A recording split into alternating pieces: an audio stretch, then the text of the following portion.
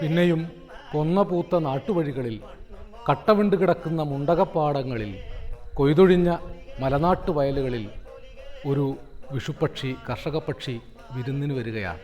കണിക്കൊന്നകളും വിഷുക്കൈനീട്ടവും നിറഞ്ഞ ജീവിതത്തിൻ്റെ ഈ പഴയ ഓർമ്മകൾ, പൊന്നണിയുന്ന വിഷുപ്പാടങ്ങൾ, വിഷുവേലകൾ, ഇതാ മലയാളത്തിൻ്റെ വിഷുവസന്തം. പൊലികെ പൊലികെ നന്നായി പൊലികെ, മണ്ണുമാനോ ഒന്നായി പൊലികെ.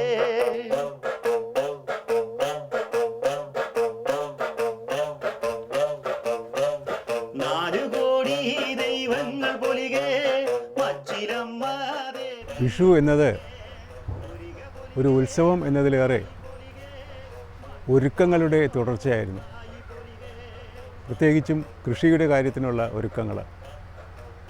സംക്രമത്തിൻ്റെ തലേനാൾ സ്ഥലത്തെ ജ്യോതിശാസ്ത്ര വിശാരദനായ കണിയാർ ഒരു ഓലയം കൊണ്ടുവരും. അതിൽ ഒരാണ്ടത്തെ ഫലം പ്രതീകാത്മകമായ ഒരു കവിത പോലെ എഴുതി വച്ചിരിക്കും. എപ്പോഴാണ് അടുത്ത ആണ്ടത്തെ കൃഷിക്ക് തുടക്കമിടാനുള്ള മുഹൂർത്തം എന്നുകൂടി കൃത്യമായി കുറിച്ചിരിക്കും. ഇത്ര നാഴിക പുലർച്ചെ ഇന്ന യാമത്തിൽ ഇത്ര വിനാഴിക പോകുമ്പോൾ ചാലെടുക്കാൻ പൊഴുതു നോക്കാൻ നല്ലത് എന്ന് എഴുതി കാണും. സംക്രമം കഴിഞ്ഞ് രാവിലെ എഴുന്നേറ്റ് കണി കണ്ട് പടക്കം പൊട്ടിച്ച് പിന്നെ ചെയ്യുന്ന പണി ഈ ഒരുക്കി നിർത്തിയ കന്നുകാലികളെയും കൊണ്ട് പൂജയ്ക്കുള്ള സാമഗ്രികളും വിത്തുമായിട്ട് വയലിലേക്ക് പോവുകയാണ്. പന്തവും വെളിച്ചവും പടക്കവുമായി വയലിലേക്കുള്ള പോക്ക് ഒരു ഘോഷയാത്രയുടെ പ്രതീകമായിരുന്നു. അവിടെ ചെന്ന് ആദ്യമായിട്ട് ഈ പടക്കങ്ങൾ പൊട്ടിക്കുകയാണ്. അത് കഴിഞ്ഞ് മത്താപ്പും പൂത്തിരിയും കത്തിച്ച് വെളിച്ചവും പുകയും ശബ്ദവുമൊക്കെ ഉണ്ടാക്കിയതിന് ശേഷം ഈ കന്നുകാലികളെ ഒരുക്കി നിർത്തിയിട്ട് ഭൂമി പൂജ നടത്തും. ഭൂമി പൂജ കഴിഞ്ഞ് നമസ്കരിച്ച് ഭൂമിയോട് ക്ഷമാപണം പറഞ്ഞിട്ട് ആ കൃത്യമായ സമയത്ത് കരി കെട്ടിയിട്ട് കൊഴു ഞാത്തി ആദ്യത്തെ ചാല് കീറി അതിൽ വിത്തിടുകയാണ്. ഇതോടുകൂടി ആ ആണ്ടത്തെ കൃഷിയുടെ തുടക്കമായി. മിക്കവാറും സംക്രമത്തിൻ്റെ തലേന്നാളോ പിറ്റന്നാളോ ഒരു മഴ പെയ്യും. ആ മഴയിൽ വിത്ത് വിതയ്ക്കാൻ ആവശ്യമായ പുകിൽ ഭൂമിയിൽ ഇറങ്ങിയിരിക്കും. ഒരു വെട്ട് പുകിൽ എന്നാണ് കണക്ക്. അതായത് തൂമ്പ വെച്ച് ആഞ്ഞൊരു വെട്ട് വെട്ടിയാൽ എത്ര ആഴത്തിൽ നനവെത്തിയോ അതാണ് അതിൻ്റെ കണക്ക്. ഒരു വെട്ട് പുകിലുണ്ടെങ്കിൽ വിത്തിടാം. രണ്ട് തരത്തിലുള്ള കൃഷിയാണ് പതിവ്. ഒന്ന്, ഈ മണ്ണ് ഉഴുതുമറിച്ച് കട്ട തട്ടി പൊടിയാക്കി അതിൽ വിതച്ച് മാറിപ്പോരുന്ന ഒരു കൃഷി. ഇതിനെ പൊടിയിൽ കൂട്ടുക എന്നാണ് പറഞ്ഞിരുന്നത്.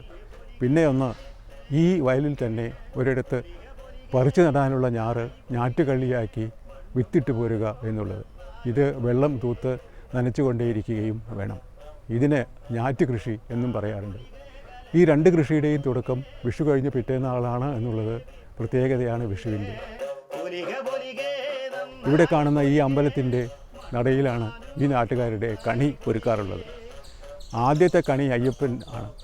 അയ്യപ്പനെ കണി കാണിച്ചിട്ടാണ് നാട്ടുകാരെല്ലാവരും കൂടി ഇവിടെ ഒത്തുകൂടിയിട്ട് ആ കണി കണ്ട് ആ കണിയും ചുമന്നുകൊണ്ട് പിന്നെ വീടായ വീടുകളിലൊക്കെ നടക്കുകയാണ്. അവിടെ പ്രായമായവർക്കും ഇങ്ങോട്ട് വരാൻ കഴിയാത്തവർക്കും കണി കാണാൻ വേണ്ടിയാണ് ഇത് കൊണ്ടു ചെല്ലുന്നത്. അങ്ങനെ കണി കൊണ്ടു ചെല്ലുന്നവർക്ക് പാരിതോഷികം നൽകുന്ന ഒരു പതിവും ഉണ്ടായിരുന്നു. അവർക്ക് വീടായ വീട്ടിൽ നിന്നൊക്കെ എല്ലാവരും വിഷുക്കൈനീട്ടം നൽകണം. ഇതിൻ്റെ കൂടെ ഉണ്ടായിരുന്ന മറ്റൊരു ആഘോഷം കുമ്പിരി കൊളുത്തുക എന്നുള്ളതാണ്. കുമ്പിരി എന്നത് ഏത് ഭാഷയിലെ വാക്കാണ് എന്നെനിക്കറിഞ്ഞുകൂടാ. ഏതായാലും അതിമനോഹരമായ ഒരു ചടങ്ങായിരുന്നു അത്. തൊടിയിലും വയലിലുമുള്ള എല്ലാ ചപ്പുചവറുകളും അടിച്ചുകൂട്ടി വലിയ കൂമ്പാരങ്ങളാക്കി അതിന് സന്ധ്യ കഴിഞ്ഞ നേരത്ത് സംക്രമ ദിവസം തീ കൊളുത്തി ആർക്കുക എന്നുള്ളതായിരുന്നു ഈ കുമ്പിരിയുടെ ചടങ്ങ്. എല്ലാ വീടുകളിൽ നിന്നും ഭീമാകാരങ്ങളായ അഗ്നികുണ്ഡങ്ങൾ കത്തുന്ന ഒരവസ്ഥ അന്ന് നിലവിലുണ്ടായിരുന്നു. എനിക്ക് തോന്നുന്നത് ഒരു കാലത്ത് കൃഷിയെ അപകടപ്പെടുത്താനുള്ള വന്യമൃഗങ്ങളുടെ സാന്നിധ്യം ഈ നാട്ടിൽ എല്ലായിടത്തും ഉണ്ടായിരുന്നിരിക്കണം. അവയെ തുരത്താൻ വേണ്ടിയായിരിക്കാം ഈ പടക്കവും മത്താപ്പും പൂത്തിരിയും ഈ കുമ്പിരിയുമൊക്കെ ഉണ്ടായത് എന്ന് വേണം കരുതാൻ. കുമ്പിരി കൊളുത്തി ആർക്കണം. ആനക്കുമ്പിരി, പോത്തിൻ കുമ്പിരി, കോഴിക്കുമ്പിരി, ആടുകുമ്പിരി എന്ന് പറഞ്ഞ് ഉറക്കെ അട്ടഹസിച്ച് ആർത്ത് നിലവിളിച്ചിട്ട് ആരാണ് ഏറ്റവും കൂടുതൽ ശബ്ദമുണ്ടാക്കുന്നത് ആ ആൾക്ക് നാട്ടുകൂട്ടം ഒരു സമ്മാനം നൽകുന്ന പതിവ് വരെ ഉണ്ടായിരുന്നു. രണ്ട് കാര്യങ്ങളാണ് എനിക്ക് പ്രത്യേകമായി വിഷുവിനെക്കുറിച്ച് ഓർമ്മ വരുന്നത്. ഒന്ന്, ഏറുപടക്കം എന്ന ഒരു സ്ഫോടക വസ്തുവിൻ്റെ നിർമ്മിതിയും ഉപയോഗവും. എനിക്ക് തോന്നുന്നത് പിന്നീട് കേരളത്തിൽ ഈ നാടൻ ബോംബായി വികസിച്ച് വന്നത് ഈ ഏറുപടക്കമായിരിക്കാം എന്നാണ്.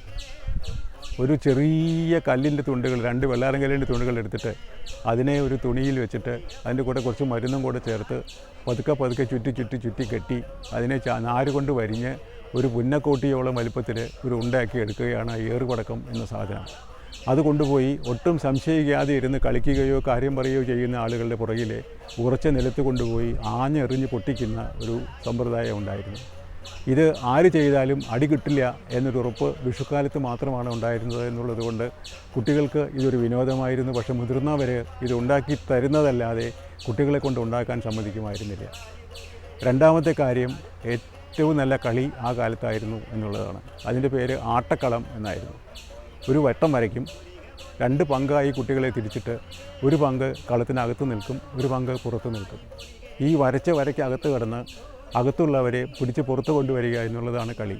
പക്ഷേ അകത്തുള്ള ആൾക്ക് പിടിക്കാൻ വരുന്നവരെ അടിക്കാനുള്ള അവകാശമുണ്ട്. കൈ പരത്തി അടിക്കുകയാകാവൂ, ഇടിക്കുകയോ ചവിട്ടുകയോ കുത്തുകയോ പിടിക്കുകയോ അരുത് എന്നാണ് നിയമം. ഈ നിയമം അനുസരിച്ചിട്ട് ഈ അകത്തുള്ള ആളെ പിടിച്ച് പുറത്താക്കാൻ ചെല്ലുമ്പോൾ നടുപ്പുറത്തടക്കം ധാരാളമായി അടി കിട്ടി പൊള്ളച്ച് വീർക്കുന്ന പതിവ് വരെ ഉണ്ടായിരുന്നു. പക്ഷേ ജയിക്കുന്ന ആൾക്ക് ട്രോഫി ഉണ്ടായിരുന്നത് കൊണ്ട് ഞങ്ങളൊക്കെ അതിൽ പങ്കെടുക്കാൻ പോകുമായിരുന്നു. ഈ ഭാഗങ്ങളിലുണ്ടായിരുന്ന വിഷുവിൻ്റെ ഏറ്റവും വലിയ സാമുദായികമായ പ്രസക്തി അതിൻ്റെ പരസ്പര സഹായ സമാരംഭം ആയിരുന്നു. വിഷുവിനോടനുബന്ധിച്ചാണ് എല്ലാ വീടുകളും കെട്ടിമേയുന്നത്. ആ കാലത്ത് ഓടുമേഞ്ഞ പുരകൾ ഈ നാട്ടിലൊന്നും തന്നെ ഇല്ലായിരുന്നു എന്നുള്ളത് കൊണ്ട് എത്ര വലിയ വീടും കെട്ടിമേയണമായിരുന്നു. ഈ വീട് കെട്ടിമേയുന്നത് ഒരു കൂലിപ്പണിയായിട്ടോ അല്ലെങ്കിൽ ഒരു കരാറ് പണിയായിട്ടോ അല്ല അന്ന് ചെയ്തിരുന്നത്. നാട്ടുകാരൊക്കെ കൂടി വന്ന് ഒരു വീട് കെട്ടിമേയുന്നു. അവരൊക്കെ കൂടെ തന്നെ അവിടെയുള്ള ചക്കയും മാങ്ങയും എടുത്തിട്ട് കറിയും പോഷകാഹാരമായ മറ്റ് സാമഗ്രികളും ഉണ്ടാക്കിയിട്ട് അത് കഴിച്ച് പാട്ടുപാടി പുരകെട്ടി ഉത്സാഹമായി തിരിച്ചു പോകുന്നു. അടുത്ത ദിവസം അടുത്ത വീട് കെട്ടിമേയുന്നു.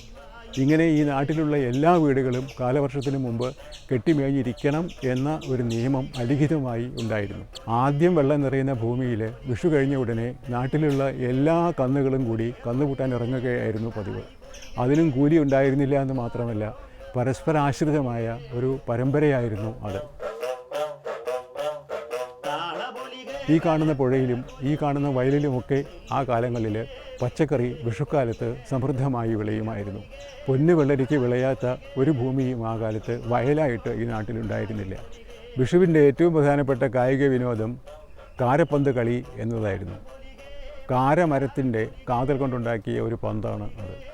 കാരവടി കൊണ്ടാണ് അത് തട്ടേണ്ടത്. കാരപ്പന്ത് ഒരു നാട്ടിൽ നിന്ന് മറ്റൊരു നാട്ടിലേക്ക് തട്ടിക്കൊണ്ടുപോവുക എന്നുള്ള ക്രോസ് കൺട്രി പന്ത് കളിയായിരുന്നു അത്. ഏതാണ്ട് ഗോൾഫ് എന്ന് പറയുന്നതിൻ്റെ അതിപ്രാചീനമായ ഒരു രൂപം.